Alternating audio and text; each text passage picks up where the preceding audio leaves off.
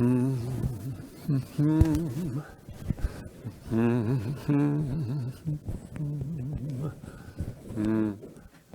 we live? We're live. Good evening, and welcome to Tomorrow Tonight.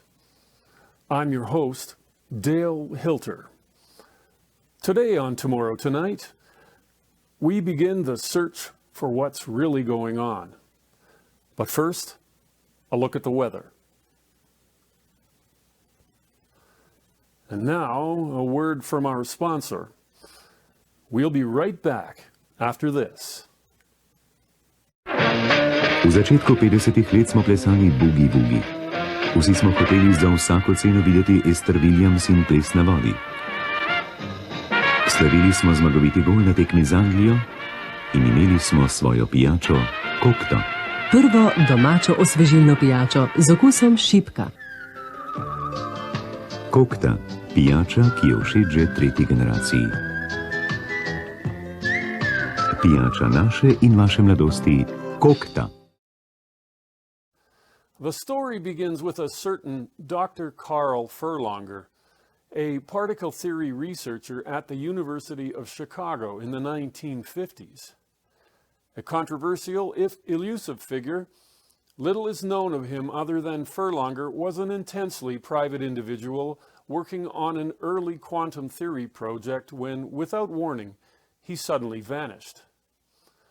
We are using an experimental communication dongle in a prime time broadcasting first as we attempt to traverse time itself, to try to reach the two intrepid investigators who have undertaken their own fantastic voyage to find out what's really going on.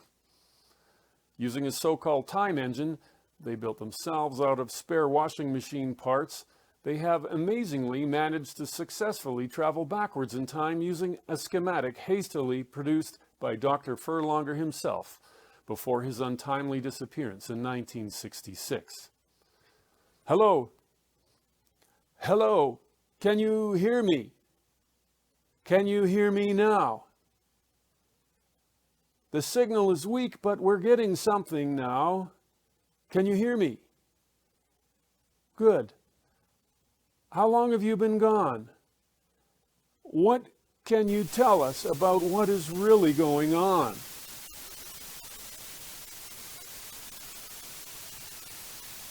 Yes, I can hear you. Just barely. I can see you too. On the Wayback Machine's monitor. We're on our way back from 1966, but Earl wanted to stop off in Paris again to visit somebody he met on the way out. I have no idea how long we've been gone, but I'm pretty hungry, so we must have missed lunch and maybe dinner. So we went to Paris by mistake, right off the bat, and then we were on the moon, and then we ended up at a drive-in movie. And then for some reason we landed in the basement of the John Crerar Library on our way back, just in time to witness a professional student named Biff Johnson accidentally upload his personality into a GE265 mainframe computer.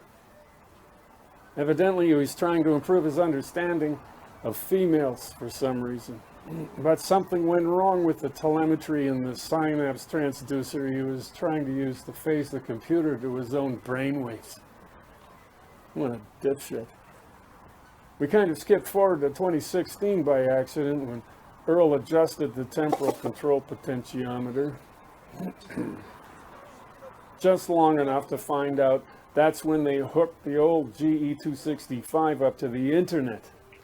And that Biff was now finally capable of communicating again with the whole world.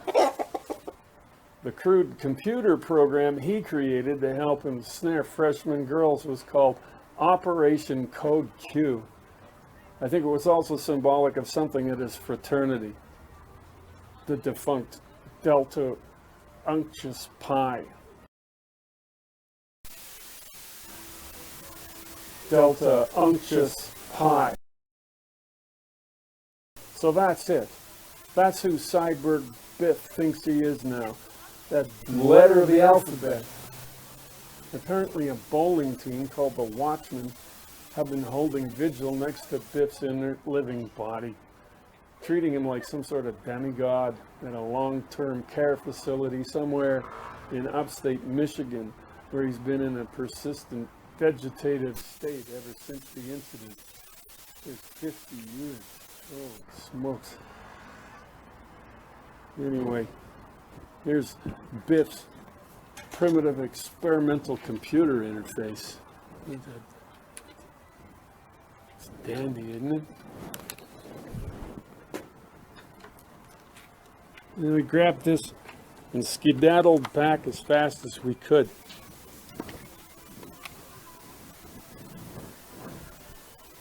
Boy, this'll get you the girls.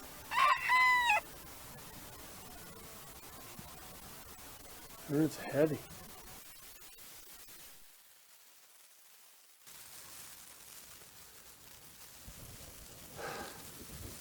Well, there you have it. Next week on Tomorrow Tonight, we use a specially designed seance supercomputer to bring Ernest Dichter back from the dead and ask him to explain once and for all what it was he was thinking when he started the Hudson Institute for Motivational Research. Until then, good night and good luck.